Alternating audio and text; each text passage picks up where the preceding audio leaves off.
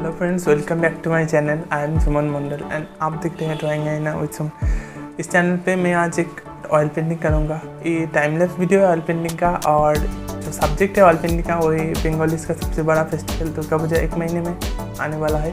तो और सामने महालया भी है, तो उसी को ध्यान में रखते हुए आज का मेरा एक ऑयल पेंटिंग है। आई होप आपको ज़रूर से पसंद आएगा।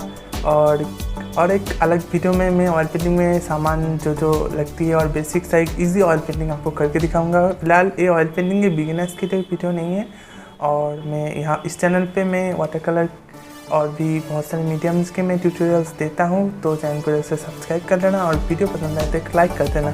फिलहाल इस वीडियो के थे लेट्स स्टार्ट।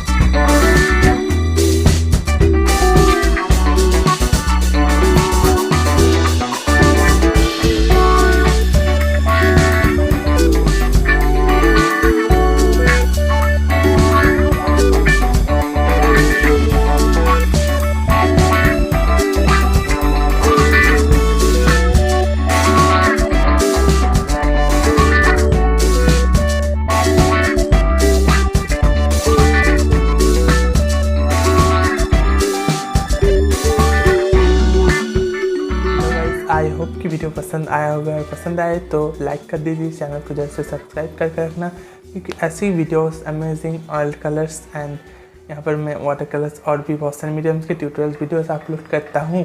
तो फिलहाल thank you so much for watching, bye.